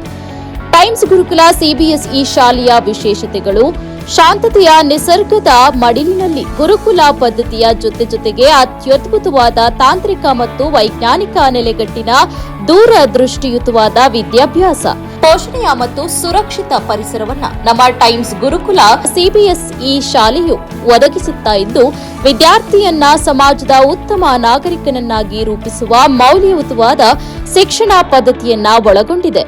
ಕಿಂಡರ್ಗಾರ್ಟನ್ ಮಕ್ಕಳಿಗೆ ಕೌಶಲ್ಯಯುತವಾದ ಸ್ಪೆಷಲೈಸ್ಡ್ ಪಠ್ಯದ ಜೊತೆ ಜಿಲ್ಲೆಯಲ್ಲಿ ಪ್ರಪ್ರಥಮ ಬಾರಿಗೆ ಅಡ್ವಾನ್ಸ್ಡ್ ಲ್ಯಾಬ್ನ ವ್ಯವಸ್ಥೆ, ನುರಿತ CBSE ಪಠ್ಯಕ್ರಮದ ಅನುಭವಿ ಅಧ್ಯಾಪಕರ ಜೊತೆಗೆ ಅತ್ಯಾಧುನಿಕ ಸ್ಮಾರ್ಟ್ ಬೋರ್ಡ್ಗಳನ್ನು ಒಳಗೊಂಡಿರುವಂತಹ ತರಗತಿಗಳ ವ್ಯವಸ್ಥೆ, ಪರಿಣಿತರಿಂದ ಹ್ಯಾಂಡ್ ರೈಟಿಂಗ್ ತರಬೇತಿ, ವಿಶೇಷ ಪರಿಣಿತರಿಂದ 8ನೇ ತರಗತಿಯಿಂದಲೇ ಎಲ್ಲಾ ಮಕ್ಕಳಿಗೆ CET, NEET, JEE ಫೌಂಡೇಶನ್ ತರಗತಿಗಳು, GPS ಸೌಲಭ್ಯದೊಂದಿಗೆ ಉತ್ತಮ ಸಾರಿಗೆ ವ್ಯವಸ್ಥೆ, horse riding, skating, music, karate, dance, robotic classes, drawing, chess ಮುಂತಾದ ಕ್ರೀಡೆಗಳಿಗೆ ನುರಿತ ತರಬೇತಿದಾರರಿಂದ ತರಗತಿಗಳನ್ನು ನೀಡಲಾಗ್ತಾ ಇದೆ. ಕನ್ನಡ, ಇಂಗ್ಲಿಷ್, ಹಿಂದಿ ಇಂತಹ ಭಾಷಾವಾರು ಕಲಿಕಾ ಬೆಳವಣಿಗೆಗೆ ಹಲವಾರು ಹೊಸ ಮಾರ್ಗದರ್ಶಕ ವಿಧಾನಗಳನ್ನು ಅಳವಡಿಸಲಾಗಿದೆ. ಶಾಲಾಂಗಣದಲ್ಲಿಯೇ ಕ್ಯಾಂಟೀನ್ ಸೌಲಭ್ಯ, ಯಾವುದೇ ರೀತಿಯ ಡೊನೇಷನ್ ಇರೋದಿಲ್ಲ. 2025-26ನೇ ಸಾಲಿನ ದಾಖಲಾತಿ ಪೂರ್ವ ಪ್ರಾಥಮಿಕ ತರಗತಿಯಿಂದ 12ನೇ ತರಗತಿಯವರೆಗೆ ಪ್ರಾರಂಭವಾಗಿದೆ. ಈಗಲೇ ನಿಮ್ಮ ಮಗುವಿನ ನೋಂದಣಿ ಮಾಡಿಸಿ. ಮಗುವಿನ ಭವಿಷ್ಯಕ್ಕೊಂದು ಭದ್ರ ಬುನಾದಿಯನ್ನ ಟೈಮ್ಸ್ ಗುರುಕುಲದೊಂದಿಗೆ ಆರಂಭಿಸಿ. ಜನಿವಾರ ಪ್ರಾಥಮಿಕ ಕೃಷಿ ಪತ್ತಿನ ಸಹಕಾರ ಸಂಘದ ಅಧ್ಯಕ್ಷರಾಗಿ JDS ಬೆಂಬಲಿತ ನಿರ್ದೇಶಕ ಗದ್ದೆ ಬಿಂಡೇನಹಳ್ಳಿ ಗ್ರಾಮದ CR ಶಿವಕುಮಾರ್ ಅವರು ಚನ್ನರಾಯಪಟ್ಟಣದ ಕಸಬಾ ಹೋಬಳಿಯಲ್ಲಿ ಅವಿರೋಧವಾಗಿ ಆಯ್ಕೆಗೊಂಡರು. ಚುನಾವಣೆಯಲ್ಲಿ ಶಿವಕುಮಾರ್ ಹೊರತುಪಡಿಸಿ ಬೇರೆ ಯಾರೂ ನಾಮಪತ್ರ ಸಲ್ಲಿಸದ ಕಾರಣ ಇವರ ಆಯ್ಕೆಯನ್ನು ಚುನಾವಣಾಧಿಕಾರಿಯಾಗಿ ಕಾರ್ಯನಿರ್ವಹಿಸಿದ ಸಹಕಾರ ಅಭಿವೃದ್ಧಿ ಅಧಿಕಾರಿಗಳಾದ ವಿಜಯೇಂದ್ರ ಘೋಷಣೆಯನ್ನು ಮಾಡಿದರು. ಹಾಗೂ ಈ ಸಂದರ್ಭದಲ್ಲಿ ಉಪಸ್ಥಿತರಿದ್ದ ಗಣ್ಯ ವ್ಯಕ್ತಿಗಳು ಕೂಡ ನೂತನ ಅಧ್ಯಕ್ಷರನ್ನು ಅಭಿನಂದಿಸಿದರು. ಈ ಸಂದರ್ಭದಲ್ಲಿ ನೂತನ ಅಧ್ಯಕ್ಷ ಶಿವು ಮಾತನಾಡಿ, ಶನಿವಾರ ಸೊಸೈಟಿ ಮೂಲಕ ಈ ಭಾಗದ 800 ಮಂದಿಗೆ 3,56,00,000 ರೂಪಾಯಿಗಳ ಸಾಲವನ್ನು ಶೂನ್ಯ ಬಡ್ಡಿ ದರದಲ್ಲಿ ವಿತರಣೆ ಮಾಡಲಾಗಿದೆ. ಜಿಲ್ಲಾ ಬ್ಯಾಂಕ್ ಸಹಕಾರ ಕ್ಷೇತ್ರದಲ್ಲಿ ಪ್ರಗತಿ ಸಾಧಿಸಿ ಜಿಲ್ಲೆಯ 1,60,000 ಮಂದಿಗೆ ಸಾಲ ನೀಡುವ ಮೂಲಕ ರೈತರ ನೆರವಿಗೆ ಮುಂದಾಗಿದೆ. ಇದಕ್ಕೆ ಕಾರಣಕರ್ತರು ಮಾಜಿ ಪ್ರಧಾನಿ ದೇವೇಗೌಡರು. ಪೈಲಟ್ ಯೋಜನೆ ಮೂಲಕ 2 ಕೋಟಿ ಪ್ರೋತ್ಸಾಹ ನಿಧಿ ನೀಡಿ ಬ್ಯಾಂಕ್ನ ಪುನಶ್ಚೇತನಕ್ಕೆ ಮುಂದಾದರು. ಮಾಜಿ ಸಿಎಂ ಎಚ್.ಡಿ. ಕುಮಾರಸ್ವಾಮಿ 2 ಬಾರಿ ರೈತರ ಸಾಲ ಮನ್ನಾ ಮಾಡಿದ್ರು ಅಂತ ತಿಳಿಸಿದರು. ನನ್ನ ಧನ್ಯವಾದಗಳನ್ನು ತಿಳಿಸುತ್ತಾ ಹಾಗೂ ನನ್ನ ಆಡಳಿತ ಮಂಡಳಿ ನಿರ್ದೇಶಕರುಗಳಿಗೆ ಹಾಗೂ ನನ್ನ ಪರೋಕ್ಷವಾಗಿ ನನ್ನ ಜೊತೆಗೆ ಸಹಾಯ ಮಾಡಿ ನನಗೆಲ್ಲರಿಗೂ ಸಹಕಾರ ಮಾಡಿ ನನ್ನ ಅಧ್ಯಕ್ಷರು ಮಾಡಿದಂಥ ಎಲ್ಲರಿಗೂ ನನ್ನ ಹೃತ್ಪೂರ್ವಕ ವಂದನೆಗಳನ್ನು ತಿಳಿಸುತ್ತೇನೆ. ಎಲ್ಲರಿಗೂ ನನ್ನ ಸಾಷ್ಟಾಂಗದಲ್ಲಿ ಪ್ರೀತಿನ ಎರಡು ಮಾತನ್ನು ಹೇಳೋಕ್ಕೆ ಇಷ್ಟಪಡ್ತೀನಿ. ಹಾಗೂ ನನ್ನ 6 ಹಳ್ಳಿಗಳನ್ನೇ 850 ಜನ ಮತದಾರರಿದ್ದಾರೆ. ಎಲ್ಲರಿಗೂ ನನ್ನ ಸಹಮತದಿಂದ ಎಲ್ಲರಿಗೂ ಒಗ್ಗೂಡಿಸ್ಕೊಂಡು ನಮ್ಮ ಜೊತೆಗೆ ನಮ್ಮ ಕೈಗೊಂದು ಕೆಲಸ ಮಾಡ್ಕೊಂಡು ನಾವು ಹಾಗೂ ಜೊತೆಗೆ ನಮ್ಮ ಶಾಸಕರ ಅಭಿಪ್ರಾಯದಂತೆ ಅವರು ಏನು ನಮ್ಮ ಸೊಸೈಟಿಗೆ ಹಿಂದೆ ಏನು 4.25 ಕೋಟಿ ಅನುದಾನ ಕೊಟ್ಟಿದ್ದಾರೆ, ಈ ಸಲ ಅದಕ್ಕಿಂತ ಹೆಚ್ಚು ಅನುದಾನ ತಂದು ಏನು ನಮ್ಮ 6 ರಿಂದ 7 ಹಳ್ಳಿ ಜನ ಇದ್ದಾರೆ ಅವ್ರಿಗೆ ಕಡೆಯ ಬಡವರು ಏನಿದ್ದಾರೆ ಆ ಮೂಲಕ ಅಂಥ ಕೊನೆಯ ಬಡವರಿಗೂ ನಾವು ಕರೆದಿ ಅವರಿಗೆ. ಈ ವೇಳೆ ಕೃಷಿ ಪತ್ತಿನ ಸಹಕಾರ ಸಂಘದ ಉಪಾಧ್ಯಕ್ಷರಾಗಿ ನಿರ್ದೇಶಕರುಗಳಾದ JK Prasanna, Kalegowda, JK Kumar, Kantaraju, GR Nagaraju, CR Shivakumar, Padma, Vijaya, GV Mallesh, Paramesh, Manjunath, Ramachandra Nayak, HDCC ಬ್ಯಾಂಕ್ನ ವಿಸ್ತರಣಾಧಿಕಾರಿಗಳಾದ ಮಧು, ಜನಿವಾರ ಕೃಷಿ ಪತ್ತಿನ ಮುಖ್ಯ ಕಾರ್ಯನಿರ್ವಹಣಾಧಿಕಾರಿ ಶ್ರೀಮತಿ ಶೀಲಾ ಮಂಜುನಾಥ್, ಗುಮಾಸ್ತ ಮಾನಸ ಸಿಬ್ಬಂದಿಗಳು ಸೇರಿ ಸ್ಥಳೀಯ ಮುಖಂಡರು, ಸ್ನೇಹಿತರು, ಪಕ್ಷದ ಕಾರ್ಯಕರ್ತರು ಸೇರಿದಂತೆ ಇತರರು ಹಾಜರಿದ್ದರು. ಸಕಲೇಶಪುರದಲ್ಲಿ ಛಾಯಾಗ್ರಾಹಕರು ಸಮಾಜದ ಕನ್ನಡಿ ಇದ್ದ ಹಾಗೆ ಅವರ ಹಿತಾಸಕ್ತಿಗೆ ನಾನು ಸದಾ ಸಿದ್ಧ ಎಂದು ತಾಲೂಕು ಛಾಯಾಚಿತ್ರ ಗ್ರಾಹಕರ ಸಂಘದ ನೂತನ ಪದಾಧಿಕಾರಿಗಳ ಪದಗ್ರಹಣ ಕಾರ್ಯಕ್ರಮದಲ್ಲಿ ಶಾಸಕ ಸಿಮೆಂಟ್ ಮಂಜುನಾಥ್ ಹೇಳಿದ್ದಾರೆ. ಸಕಲೇಶಪುರದ ಮೈತ್ರಿ ಹಾಲ್ನಲ್ಲಿ ಛಾಯಾಚಿತ್ರ ಗ್ರಾಹಕರ ಪದಾಧಿಕಾರಿಗಳ ಪದಗ್ರಹಣ ಕಾರ್ಯಕ್ರಮ ಉದ್ಘಾಟನೆಯನ್ನ ಮಾಡಿ ಮಾತನಾಡಿದ ಅವರು, ಛಾಯಾಗ್ರಾಹಕರು ಸಮಾಜದ ಕನ್ನಡಿ ಇದ್ದ ಹಾಗೆ ಛಾಯಾಗ್ರಾಹಕರ ಕಾರ್ಯ ಅನನ್ಯ, ಅವರ ಹಿತಾಸಕ್ತಿಗಳನ್ನು ಕಾಪಾಡಲು ನಾನು ಬದ್ಧ ಅಂತ ಹೇಳಿದರು. ಯಾವುದೇ ವೃತ್ತಿಯಲ್ಲಿ ಸಂಘಟನೆ ಬಹಳ ಮುಖ್ಯ. ಛಾಯಾಗ್ರಾಹಕರು ನಿಜವಾದ ಕಲೆಗಾರರು. ಪ್ರೀತಿಯಿಂದ ಮಾಡಿದ ಕೆಲಸಕ್ಕೆ ಜನ ಸದಾ ಮೌಲ್ಯ ನೀಡ್ತಾರೆ. ಈ ಕ್ಷೇತ್ರಕ್ಕೆ ಸೂಕ್ತವಾದ ಸೌಲಭ್ಯಗಳು ಒದಗಿಸುವ ಸಂಬಂಧ ಸರ್ಕಾರದ ಮಟ್ಟದಲ್ಲಿ ಧ್ವನಿ ಎತ್ತುಕ್ಕೆ ಸಿದ್ಧನಿದ್ದೇನೆ ಅಂತ ಹೇಳಿದರು. ಇವತ್ತು ನಿಜವಾಗ್ಲೂ ಕೂಡ ಛಾಯಾಗ್ರಾಹಕರು ಅಂತ ಹೇಳಿದ್ರೆ ಯಾವುದೇ ಒಬ್ಬ ರಾಜಕಾರಣಿ ಇರ್ಬೋದು, ಯಾವುದೇ ಒಂದು ಮದುವೆ ಇರ್ಬೋದು, ಯಾವುದೇ ಒಂದು ಶುಭ ಕಾರ್ಯಕ್ರಮ ಇದೆ ಅಂದ್ರೆ ಛಾಯಾಗ್ರಾಹಕರಲ್ಲಿ ಏನೂ ಇಲ್ಲ. ಈ ದೇಶದ ಪ್ರಧಾನಮಂತ್ರಿ ಮನೆಯಿಂದ ಹೊರಗಡೆ ಹೆಜ್ಜೆಯಿಡೋಕ್ಕಿಂತ ಮುಂಚೆ ಫಸ್ಟ್ ಛಾಯಾಗ್ರಾಹಕರು ಹೊರಗಡೆ ಇದ್ದಾರೆ. ಅದರಲ್ಲೂ ಕೂಡ ಛಾಯಾಗ್ರಾಹಕರಲ್ಲಿ ನಿಮ್ಮಲ್ಲಿ ಇರ್ತಕ್ಕಂಥ ಕಲೆ ನಾವು ಭಾರಿ ಮುಖ್ಯ. ಯಾರು ಇನ್ಬೇಕು ನೀವು ಗಂಜದ ಎರಡು ಫೋಟೋ ತೆಗಿತಾರಿಲ್ಲ ಅಂತಾರೆ ನೀವು, ಆದ್ರೆ ಆ ಫೋಟೋ ತೆಗೆದೇ ಒಂದು ಕಲೆ. ಎಷ್ಟೋ ಸತಿ ನಮ್ಮ ಹುಡುಗರು ಏನ್ ಕವರ್ ಮಾಡಬೇಕು, ನಾನು ಯಾವ ಕವರ್ ಮಾಡಬೇಕು ಸುಮ್ಮನೆ ಫೋಟೋ ಇದು ನಿಜವಾಗ್ಲೂ ಕೂಡ ನಿಮ್ಮ ಒಂದು ಕಲೆ. ಮತ್ತೆ ನಿಮ್ಮ ಕೆಲಸವನ್ನು ನೀವು ತುಂಬಾ ಪ್ರೀತಿಯಿಂದ ಮಾಡ್ತಾರೆ. ಆ ಪ್ರೀತಿಯಿಂದ ಮಾಡಿದಾಗ ಮಾತ್ರ ಎಷ್ಟೋ ಜನಗಳು ಇಲ್ಲ ನಾವು ಇಂಗ್ಲಿಷ್ ಇವ್ರಿಗೆ ಫೋಟೋ ತೆಗೆದುಕೊಡ್ಬೇಕು, ಇವ್ರಿಗೆ ಫೋಟೋ ಮಾಡ್ಕೊಡ್ಬೇಕು. ಯಾಕೆಂದ್ರೆ ನಿಮ್ ಕಲೆಗೆ ಜನ ಇಷ್ಟಪಡ್ತಾರೆ. ಮತ್ತೆ ನೀವು ತೆಗಿತಕ್ಕಂಥ ಫೋಟೋ ಮಾಡ್ತಕ್ಕಂಥ ಕೆಲಸ ಇದೆಯಲ್ಲ ಅದರ ಜನಗಳು ಕೂಡ ತುಂಬಾ ಇಷ್ಟಪಡ್ತಾರೆ. ಯಾಕಂದ್ರೆ ತನ್ನ ಫೋಟೋನ ಯಾವುದೇ ವ್ಯಕ್ತಿ ತುಂಬಾ ಅವ್ರು ನೋಡಕ್ಕೆ ತುಂಬಾ ಖುಷಿ ಆದಾಗ ಖಂಡಿತವಾಗ್ಲೂ ಕೂಡ ಇಷ್ಟಪಡ್ತಾರೆ. ಫಾರ್ ಎಕ್ಸಾಂಪಲ್ ಜೀವನದಲ್ಲಿ ಒಂದು ಮದುವೆ ಆಗ್ಬೋದು, ಏನೇ ಒಂದೇ ಸತಿ ಆಗ್ತದೆ, ಗೃಹ ಪ್ರವೇಶ ಯಾವುದೇ ಆಗ್ತದೆ ಒಂದೇ ಸತಿ ಆಗ್ತದೆ. ಆದ್ರೆ ನಾನು 10 ವರ್ಷ ಬಿಟ್ಟದ್ದು ಅದೊಂದು ಮೆಮೊರಿ. ಆದ್ರೆ ಈಗಲೇ ಒಂದು ಸಣ್ಣ ಮೂರ್ತಿ ಸ್ಟುಡಿಯೋ ಮಾಲೀಕ ಕರುಣಾಕರ ಮಾತನಾಡಿ, ಛಾಯಾಗ್ರಹಣ ಕೇವಲ ಒಂದು ಉದ್ಯೋಗವಲ್ಲ, ಅದು ಕಲೆ. ಬೆಳಕು, ಬಣ್ಣ ಮತ್ತು ತಂತ್ರಜ್ಞಾನವನ್ನು ಸಮರ್ಪಕವಾಗಿ ಬಳಸಿದಾಗ ಮಾತ್ರ ಅದ್ಭುತ ಚಿತ್ರಗಳು ಮೂಡಿಬರುತ್ತೆ. ದಿನನಿತ್ಯ ಹೊಸತನ ಕಲಿಯಬೇಕು. ಕೆಲವೊಮ್ಮೆ ಛಾಯಾಗ್ರಾಹಕರ ಶ್ರಮಕ್ಕೆ ನಿಗದಿತ ಮೌಲ್ಯ ದೊರೆಯದು. ಸಂಘಟನೆಗಳ ಮೂಲಕವೇ ಹಿತ ಕಾಯೋಕೆ ಸಾಧ್ಯ ಅಂತ ತಿಳಿಸಿದರು. ಎಲ್ಲ ಕ್ಷೇತ್ರಗಳಲ್ಲೂ ಅವರದ್ದೇ ಆದ ಸಂಘ ಸಂಸ್ಥೆಗಳಿವೆ. ಆದರೆ ನಮ್ಮ ಛಾಯಾಗ್ರಾಹಕರಿಗೂ ಸಹ ಸಂಘಗಳು ರಾಷ್ಟ್ರೀಯ ಮಟ್ಟದಲ್ಲಿ, ರಾಜ್ಯ ಮಟ್ಟದಲ್ಲಿ, ಜಿಲ್ಲಾ ಮಟ್ಟದಲ್ಲಿ ಹಾಗೂ ತಾಲೂಕು ಮಟ್ಟದಲ್ಲಿ ಎಲ್ಲ ಕಡೆಯೂ ಸಂಘಗಳಿವೆ. ಹಾಗೆಯೇ ನಮ್ಮ ತಾಲೂಕಿನಲ್ಲಿ ಸರಿಸುಮಾರು ಒಂದು 60 ರಿಂದ 65 ಜನ ಅಥವಾ ಅದಕ್ಕೂ ಹೆಚ್ಚು ಜನ ಛಾಯಾಗ್ರಾಹಕರಿದ್ದಾರೆ. ನಮ್ಮ ಕೆಲವರು ಸ್ಟುಡಿಯೋ ಮಾಡ್ಕೊಂಡಿದ್ರೆ ಇನ್ನು ಕೆಲವರು ವೃತ್ತಿ ಕಲ್ತ್ಕೊಂಡು ಸ್ವಂತ ಕ್ಯಾಮ್ರಾ ಇಟ್ಕೊಂಡು ಓನ್ ಆರ್ಡರ್ ಮಾಡ್ತಾರೆ ಮತ್ತು ಸಬ್ ಆರ್ಡರ್ ಮಾಡ್ತಿರ್ತಾರೆ. ಫೋಟೋಗ್ರಫಿ ಅನ್ನೋದು ಒಂದು ಕಲೆ, ಒಂದು ವಿಶೇಷವಾದ ಮರ್ಯಾದೆ ಇರುವಂಥ ಒಂದು ವೃತ್ತಿ ನಮ್ಮದು. ನಮಗೆ ಎಲ್ಲೋದ್ರೂ ನಮಗೆ ಒಂದು ಗೌರವ, ನಮ್ಮದೇ ಆದ ಒಂದು ಗೌರವ ನಮಗೆ ಕೊಡ್ತಾರೆ. ಇದನ್ನು ನಾವು ಒಂದು ಫೋಟೋ ತೆಗೆಯೋದಕ್ಕಿಂತ ಮುಂಚೆ ಆ ಕಾರ್ಯಕ್ರಮಗಳಲ್ಲಿ ಯಾವ ರೀತಿ ಫೋಟೋ ತೆಗಿಬೇಕು, ಆ ವಿನ್ಯಾಸ ಮತ್ತು ಬೆಳಕು ಎಲ್ಲವನ್ನು ಅಬ್ಸರ್ವ್ ಮಾಡಿಕೊಂಡು ನಾವು ಉತ್ತಮವಾದ ಸುಂದರವಾದ ಫೋಟೋ ಕೊಡಲಿಕ್ಕೋಸ್ಕರ ನಾವು ಪ್ರಯತ್ನ ಪಡ್ತೀವಿ. ಅದರ ಕಲ್ಪನೆ ನಾವು ಕಲಾವಿದರಂತೆ ನಾವು ಅದರ ಕಲ್ಪನೆ ಮಾಡ್ಕೊಳ್ತಿದ್ವಿ. ಈಗೆಲ್ಲ ಡಿಜಿಟಲ್ ಟೆಕ್ನಾಲಜಿ, ಹೈಟೆಕ್ ಕ್ಯಾಮ್ರಾಗಳು ಇದ್ರೂ ಸಹ ಅದನ್ನು ಬಳಸುವ ಕೌಶಲ್ಯತೆ ನಮಗಿರಬೇಕು. ನಿಜ ಹೇಳಬೇಕಂದ್ರೆ ಫೋಟೋಗ್ರಾಫರ್ ನಿರಂತರವಾಗಿ ನಾವು ವಿದ್ಯಾರ್ಥಿಗಳು, ಪ್ರತಿದಿನ ನಾವು ಕಲಿಯೋದಿರದೇ ಇರುತ್ತೆ ಹೊರತು ಪ್ರತಿದಿನ ನಾವು ಕಲಿತಾ ಇರ್ತೀವಿ ಹೊಸ. ಕಾರ್ಯಕ್ರಮದಲ್ಲಿ ಛಾಯಾಚಿತ್ರ ಸಂಘದ ಅಧ್ಯಕ್ಷ ವಿನು, ಕಾರ್ಮಿಕ ನಿರೀಕ್ಷಕ ರವಿ, ಹಾಸನ ಜಿಲ್ಲಾ ಛಾಯಾಗ್ರಾಹಕರ ಸಂಘದ ಅಧ್ಯಕ್ಷ ಲಿಂಗರಾಜು, ಧರ್ಮರಾಜು, ಲೋಕೇಶ್, ವಸಂತಕುಮಾರ್ ಪೂಜಾರಿ ಹಾಗೂ ಇತರರು ಉಪಸ್ಥಿತರಿದ್ದರು. ಪಾಂಡಿಚೇರಿಯ ತಿರುಕಾಮೇಶ್ವರ ದೇವಾಲಯದಲ್ಲಿ ಯಶಸ್ವಿಗೊಂಡ 1128ನೇ ಭರತನಾಟ್ಯ ಪ್ರದರ್ಶನ.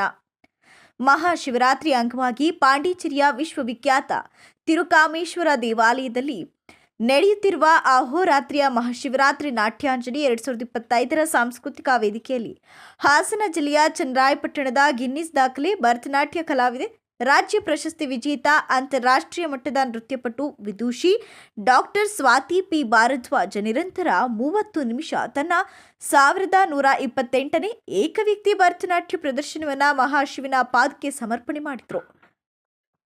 ಇದೇ ಸಂದರ್ಭದಲ್ಲಿ ದೇವಸ್ಥಾನದ ಆಡಳಿತ ಮಂಡಳಿಯವರು ಡಾಕ್ಟರ್ ಸ್ವಾತಿರವರ ಸಾಧನೆಯನ್ನ ಪ್ರಶಂಸಿಸಿ, ಅಭಿನಂದಿಸಿ, ಸನ್ಮಾನಿಸಿ ಗೌರವಿಸಿದರು. ಹಾಸನದಲ್ಲಿ ರಾಜ್ಯ ಸರ್ಕಾರದ ಆಡಳಿತದಲ್ಲಿ ದುರಾಡಳಿತ, ಅಕ್ರಮ, ಭ್ರಷ್ಟಾಚಾರ ಮಿತಿ ಮೀರ್ತಾ ಇದ್ದು ಜನರು ಅತಂತ್ರರಾಗಿದ್ದಾರೆ. ಆಡಳಿತ ಕುಸಿತಾ ಇರೋದ್ರಿಂದ ಜನರು ಮೈಕ್ರೋ ಫೈನಾನ್ಸ್ನಂತಹ ಸಮಸ್ಯೆಗಳಲ್ಲಿ ಸಿಲುಕಿಕೊಂಡು ನರಳುತ್ತಿದ್ದಾರೆ ಎಂದು ಕೆಆರ್ಎಸ್ ಪಕ್ಷದ ರಾಜ್ಯ ಪ್ರಧಾನ ಕಾರ್ಯದರ್ಶಿ ಹಾಗೂ ಜಿಲ್ಲೆಯ ಉಸ್ತುವಾರಿ ದೀಪಕ್ ತಿಳಿಸಿದರು. ಪತ್ರಿಕಾಗೋಷ್ಠಿಯಲ್ಲಿ ಶುಕ್ರವಾರ ಮಾತನಾಡಿ, ಮೈಕ್ರೋ ಫೈನಾನ್ಸ್ ಸಾಲ ಕೊಡಿಸುವ, ಹೆಚ್ಚಿನ ಬಡ್ಡಿ ನೀಡುವ ನೆಪದಲ್ಲಿ ಜನರನ್ನು ವಂಚಿಸುತ್ತಿದ್ದಾರೆ. ಸರ್ಕಾರದ ವೈಫಲ್ಯದಿಂದ ಜನರು ಈ ದುಸ್ಥಿತಿಯನ್ನು ಅನುಭವಿಸುವಂತಾಗಿದೆ. ಸರ್ಕಾರದಲ್ಲಿನ ದುರಾಡಳಿತದಿಂದ ಖಜಾನೆ ಖಾಲಿಯಾಗಿದ್ದು, ಅಭಿವೃದ್ಧಿ ಕಾರ್ಯಗಳಿಗೆ ವಿದ್ಯಾರ್ಥಿ ವೇತನಕ್ಕೆ ಹಣವಿಲ್ಲದೆ ಪರದಾಡುತ್ತಿದ್ದಾರೆ. ಆದರೆ ದುಂದುವೆಚ್ಚಕ್ಕೆ, ಪ್ರಚಾರಕ್ಕೆ ಯಾವುದೇ ಕಡಿವಾಣವಿಲ್ಲ. ಪ್ರತಿದಿನ ಪತ್ರಿಕೆಗಳಲ್ಲಿ ಜಾಹೀರಾತು ನೀಡಲಾಗ್ತದೆ, ಪ್ರಗತಿ ಮಾತ್ರ ಶೂನ್ಯ. ಮತ್ತೊಂದೆಡೆ ಮುಖ್ಯಮಂತ್ರಿ ಕಚೇರಿಯನ್ನ 2.5 ಕೋಟಿ ಖರ್ಚು ಮಾಡಿ ನವೀಕರಿಸಲಾಗಿದೆ. ಈಗ ಮುಖ್ಯಮಂತ್ರಿ ನಿವಾಸ, ಕಾವೇರಿ ಮತ್ತು ಉಪಮುಖ್ಯಮಂತ್ರಿ ಅವರ ಕಚೇರಿ ನವೀಕರಣವನ್ನು 3.5 ಕೋಟಿ ವೆಚ್ಚದಲ್ಲಿ ಮಾಡಲು ಮುಂದಾಗಿದ್ದಾರೆ. ಚುನಾವಣೆಗಳನ್ನು ನಡೆಸಬೇಕಾದ ಇಲಾಖೆಗಳು ಏನು ಕೆಲಸ ಮಾಡ್ತಿವೆ ಅಂತ ತಿಳಿಯುತ್ತಿಲ್ಲ ಅಂತ ದೂರಿದರು. ರಾಜ್ಯದ ಆಡಳಿತ ಮತ್ತು ಜನರ ಪರಿಸ್ಥಿತಿ ಹೀಗಿರಬೇಕಾದ್ರೆ ಅಧಿಕಾರಕ್ಕಾಗಿ ಕಿತ್ತಾಟ ನಡೀತಿದೆ ಅಂತ ಹೇಳಿದರು. ನಾನು ಮತ್ತು ನಮ್ಮ ಉಪಾಧ್ಯಕ್ಷರು ಮಂಜುನಾಥ್ ಅವರು ಹಾಸನ ಜಿಲ್ಲಾ ಪ್ರವಾಸ ಮತ್ತು ಚಿಕ್ಕಮಗಳೂರು ಜಿಲ್ಲಾ ಪ್ರವಾಸವನ್ನು ಹಮ್ಮಿಕೊಂಡಿದ್ದೀವಿ. ಅದರ ಭಾಗವಾಗಿ ನಾವು ಇಲ್ಲಿದ್ದರಿಂದ ಜನರಿಗೆ ಒಂದು ರಾಜ್ಯದ ಪರಿಸ್ಥಿತಿ ಬಗ್ಗೆ ಒಂದಷ್ಟು ಮಾತಾಡೋಣ ಪತ್ರಕರ್ತರ ಮೂಲಕ ಅಂತ ಅಂದ್ಬಿಟ್ಟು ಈ ಪತ್ರಿಕಾಗೋಷ್ಠಿಯನ್ನು ಹಮ್ಮಿಕೊಳ್ಳಲಾಗಿದೆ. ಮತ್ತೊಮ್ಮೆ ಸ್ವಾಗತ ಕೋರ್ತಾ, ಇವತ್ತು ರಾಜ್ಯದ ಪರಿಸ್ಥಿತಿ ಬಹಳ ಗಂಭೀರವಾಗಿದೆ. ಆಡಳಿತ ಸಂಪೂರ್ಣವಾಗಿ ಕುಸಿದಿದೆ, ದುರಾಡಳಿತದಿಂದ ಕೂಡಿದೆ, ಭ್ರಷ್ಟಾಚಾರ ತುಂಬಿ ತುಳುಕ್ತಾ ಇದೆ. ಪ್ರತಿದಿನ ಒಂದಿಲ್ಲ ಒಂದು ಹಗರಣಗಳು ಬರ್ತಾ ಇದೆ. ಅದು ಸಣ್ಣದಿರ್ಬೋದು, ದೊಡ್ಡದಿರ್ಬೋದು. ನಿನ್ನೆ ಯಾವುದೋ ಒಂದು KSTDC ನಲ್ಲಿ ಹಗರಣ ಆಗಿದೆ ಅಂತ ಅಂದ್ಬಿಟ್ಟು, ಕುಮಾರಕೃಪಾದಲ್ಲಿ ಏನು ಹಗರಣ ಆಗಿದೆ ಅದ್ರ ಬಗ್ಗೆ ವರದಿಯಾಗಿದೆ. ಹೀಗೆ ಒಂದೊಂದು ಪತ್ರಿಕೆ ತೆಗೆದು ನೋಡಿದ್ರು ಯಾವುದೋ ರಾಜ್ಯದ ಒಂದು ಮೂಲೆಯಲ್ಲಿ ಹಗರಣಗಳು ನಡೀತಾ ಇರೋದು ಕಂಡು ಬರ್ತಾ ಇದೆ. ಆದ್ರೆ ರಾಜ್ಯದ ಜನರ ಪರಿಸ್ಥಿತಿ ಏನಾಗಿದೆ ಅಂತ ಅಂದ್ರೆ ಬಹಳ ಗಂಭೀರವಾಗಿದೆ, ದುಸ್ತರವಾಗಿದೆ. ಮೈಕ್ರೋ ಫೈನಾನ್ಸ್ ನಿಮಗೆ ತಿಳಿದಿದೆ. ಮೈಕ್ರೋ ಫೈನಾನ್ಸ್ ಅವರ ಕಿರುಕುಳ ಯಾವ ಮಟ್ಟಿಗೆ ಇದೆ ಅಂತ ಅಂದ್ಬಿಟ್ಟು ಜನರು ಊರನ್ನೇ ಖಾಲಿ ಮಾಡ್ಕೊಂಡು ಹೋಗುವಂತ ಒಂದು ಪರಿಸ್ಥಿತಿ ರಾಜ್ಯದಲ್ಲಿ ಹಲವಾರು ಕಡೆ ಇದೆ. ಇದಕ್ಕೆಲ್ಲ ಏನ್ ಕಾರಣ? ಆಡಳಿತ ಕುಸಿದಿರುವಂತದ್ದು, ಭ್ರಷ್ಟಾಚಾರ ಜಾಸ್ತಿ ಆಗಿರುವಂತದ್ದು. ಪತ್ರಿಕಾಗೋಷ್ಠಿಯಲ್ಲಿ ಕೆಆರ್ಎಸ್ ಪಕ್ಷದ ರಾಜ್ಯ ಉಪಾಧ್ಯಕ್ಷ ಮಂಜುನಾಥ್, ಅರಕಲಗೂಡು ತಾಲೂಕು ಅಧ್ಯಕ್ಷ ದೇವರಾಜು, ಜಿಲ್ಲಾಧ್ಯಕ್ಷ ಉಮೇಶ್ ಬೆಳಗುಂಬ ಇತರರು ಉಪಸ್ಥಿತರಿದ್ದರು. ಕಾಫಿ ತೋಟವೊಂದರಲ್ಲಿ ಮೆಣಸು ಕೊಯ್ಯುವ ವೇಳೆ ಹೃದಯಾಘಾತವಾಗಿ ಅಸ್ಸಾಂ ಮೂಲದ ವಲಸೆ ಕಾರ್ಮಿಕನೋರ್ವ ಮೃತಪಟ್ಟಿರುವ ಘಟನೆ ಬೇಲೂರಿನ ಅರೆಹಳ್ಳಿ ಪೊಲೀಸ್ ಠಾಣೆ ವ್ಯಾಪ್ತಿಯ ಇರಕರವಳ್ಳಿ ಗ್ರಾಮದಲ್ಲಿ ನಡೆದಿದೆ. ಬೇಲೂರಿನ ಬಿಕ್ಕೋಡು ಬಳಿಯ ಇರಕರವಳ್ಳಿ ಗ್ರಾಮದ ಮಕ್ಬೂಲ್ ಎಂಬುವರಿಗೆ ಸೇರಿದ ಕಾಫಿ ತೋಟದಲ್ಲಿ ಇಂದು ಸಂಜೆ ಸುಮಾರು 3:30 ವೇಳೆಯಲ್ಲಿ ಮೆಣಸು ಕೊಯ್ಲು ಕೆಲಸ ಮುಗಿಯುತ್ತಿದ್ದಂತೆ ಎಲ್ಲಾ ಕಾರ್ಮಿಕರು ಕಣದತ್ತ ವಾಪಸ್ಸಾದರು. ಸುಮಾರು 18 ವರ್ಷದ ಫಾರೂಕ್ ಎಂಬುವರು ಬಾರದನ್ನು ಗಮನಿಸಿದ ಇನ್ನುಳಿದ ಕಾರ್ಮಿಕರು ಹುಡುಕಾಟ ನಡೆಸಿದ್ದಾರೆ. ನಂತರ ಮರದ ಬಳಿ ಅಂಗಾತ ಬಿದ್ದಿರುವುದು ಕಂಡ ತಕ್ಷಣ ಹತ್ತಿರದ ಅರೆಹಳ್ಳಿ ಸರ್ಕಾರಿ ಆಸ್ಪತ್ರೆಗೆ ದಾಖಲು ಮಾಡಿದ್ದಾದರೂ ಆ ವೇಳೆಗಾಗಲೇ ಮೃತಪಟ್ಟಿರುವುದನ್ನು ವೈದ್ಯಾಧಿಕಾರಿ ದೃಢಪಡಿಸಿದ್ದಾರೆ. ಮೃತದೇಹವನ್ನ ಮರಣೋತ್ತರ ಪರೀಕ್ಷೆಗೆ ಕಳುಹಿಸಲಾಗಿದ್ದು, ಈ ಸಂಬಂಧ ಅರೆಹಳ್ಳಿ ಪೊಲೀಸ್ ಠಾಣೆಯಲ್ಲಿ ಪ್ರಕರಣ ದಾಖಲಾಗಿದ್ದು, ಸಾವಿನ ನಿಜಾಂಶ ಮರಣೋತ್ತರ ಪರೀಕ್ಷೆಯ ನಂತರವಷ್ಟೇ ಹೊರಬೀಳಬೇಕಾಗಿದೆ. ಬೇಲೂರಿನ ಅರೆಹಳ್ಳಿ ಸಮೀಪದ ಮಾಲಹಳ್ಳಿ ಕಾಫಿ ತೋಟಕ್ಕೆ ಪುನಃ ಗುರುವಾರ ರಾತ್ರಿ 2ನೇ ಬಾರಿಗೆ ಲಗ್ಗೆ ಇಟ್ಟು ಅಡಿಕೆ, ಕಾಫಿ, ಮೆಣಸು ಗಿಡಗಳನ್ನ ಬೇರು ಸಮೇತ ಕಿತ್ತು ಹಾಕುವುದರ ಜೊತೆಗೆ ತೋಟದ ಮುಂಭಾಗ ಇದ್ದ ಗೇಟ್ ಅನ್ನ ಪಿಲ್ಲರ್ ಸಮೇತ ಉರುಳಿಸಿದೆ. ತಹಸೀಲ್ದಾರ್ ಮಮತಾ ಎಂ ಅವರು ಸ್ಥಳಕ್ಕೆ ಭೇಟಿ ನೀಡಿ ಪರಿಶೀಲಿಸಿದರು. ಮಾಲಹಳ್ಳಿ ಎಚ್ಎನ್ ಚಂದ್ರು ಅವರ ಸರ್ವೆ ನಂಬರ್ ತೋಟದ ಕೆರೆಯಲ್ಲಿ ಈಜಾಡುವುದರ ಜೊತೆಗೆ ಕಾಫಿ, ಅಡಿಕೆ, ಮೆಣಸು ಹಾಗೂ ಬಾಳೆ ಗಿಡಗಳನ್ನು ನಾಶ ಮಾಡಿದ್ದು ಲಕ್ಷಾಂತರ ರೂಪಾಯಿ ನಷ್ಟ ಮಾಡಿತ್ತು. ಮತ್ತೆ ಗುರುವಾರ ರಾತ್ರಿ ದಾಳಿ ಮುಂದುವರಿಸಿದ ಕಾಡಾನೆಗಳು ತೋಟದಲ್ಲಿನ ಬೆಳೆಯನ್ನು ತಿಂದು ಹಾಳು ಮಾಡಿವೆ. ತೋಟದಲ್ಲಿ ಇದ್ದ ನೀರಿನ ಪೈಪ್ಗಳನ್ನು ಒಡೆದು ಹಾಕಿದೆ. ಇದು ಸಾಲದು ಎಂಬಂತೆ ತೋಟದ ಮನೆಯ ಮುಂಭಾಗ ಇರುವ ಗೇಟನ್ನು ಪಿಲ್ಲರ್ ಸಮೇತ ಕಿತ್ತು ದೂರ ಎಸೆದಿದೆ. ಆನೆಗಳು ಮರ ಮುರಿಯುವ ಶಬ್ದ ಕೇಳಿ ಎದುರು ತೋಟದ ವೀರೇಶ್ ಅವರು ತಮಟಿ ಪಟಾಕಿ ಸಿಡಿಸಿದರೂ ಜಗ್ಗದೆ ನಿರಂತರ ದಾಳಿ ನಡೆಸಿವೆ. ತಹಶೀಲ್ದಾರ್ ಮಮತಾ ಅವರು ಚಂದ್ರು ಅವರ ತೋಟಕ್ಕೆ ಭೇಟಿಯನ್ನು ನೀಡಿ ಕಾಡಾನೆಯಿಂದ ಹಾನಿಗೊಳಗಾದ ಅಡಿಕೆ, ಕಾಫಿ ಗಿಡಗಳನ್ನು ವೀಕ್ಷಣೆ ಮಾಡಿದ ನಂತರ ಮಾತನಾಡಿ, ಜಿಲ್ಲೆಯಲ್ಲಿ ಕಾಡಾನೆ ಹಾಗೂ ಮಾನವ ಸಂಘರ್ಷ ಮುಂದುವರಿಯುತ್ತಲೇ ಇರುವುದು ಬೇಸರದ ಸಂಗತಿ. ಆನೆಗಳ ಆಹಾರಕ್ಕೆ ಪರದಾಟ ಒಂದೆಡೆಯಾದರೆ ಬೆಳೆದ ಬೆಳೆಗಳು ಕಣ್ಮುಂದೆ ನಾಶವಾಗ್ತಿರುವುದನ್ನು ಕಂಡು ರೈತರು ಕಣ್ಣೀರು ಹಾಕ್ತಿದ್ದಾರೆ. ಇಲಾಖೆ ಕೊಡುವ ಪರಿಹಾರ ರೈತರಿಗೆ ಸಾಕಾಗ್ತಿಲ್ಲ ಅಂತ ತಿಳಿಸಿದರು. ಈ ಸಂದರ್ಭದಲ್ಲಿ ಗ್ರಾಮ ಪಂಚಾಯಿತಿ ಸದಸ್ಯ ವೀರೇಶ್ ಗೌಡ, ರಹಿಸೂರು ರೆಹಮಾನ್, ಆರ್ಐ ಚಂದ್ರೇಗೌಡ, ನಾಡ ಕಚೇರಿ ಸಿಬ್ಬಂದಿ ಲೋಕೇಶ್, ಸುಬ್ರಹ್ಮಣ್ಯ ಹಾಜರಿದ್ದರು. ಕೊನೆಯಲ್ಲಿ ಮತ್ತೊಮ್ಮೆ ಮುಖ್ಯಾಂಶಗಳು. ಮಾರ್ಚ್ 1ರಿಂದ ಜಿಲ್ಲೆಯಲ್ಲಿ ದ್ವಿತೀಯ ಪಿಯುಸಿ ಪರೀಕ್ಷೆ ಶಿಸ್ತಾಗಿ ಅಚ್ಚುಕಟ್ಟಾಗಿ ನಡೆಸುವಂತೆ ಜಿಲ್ಲಾಧಿಕಾರಿ ಸತ್ಯಭಾಮ ಸೂಚನೆ. ಹಾಸನದ ವಿವಿ ಮುಚ್ಚದಂತೆ ಆಗ್ರಹಿಸಿ ಎಸ್ಎಫ್ಐ ನೇತೃತ್ವದಲ್ಲಿ ಪ್ರತಿಭಟನೆ. ಬಜೆಟ್ನಲ್ಲಿ ಲಿಂಗತ್ವ, ಅಲ್ಪಸಂಖ್ಯಾತ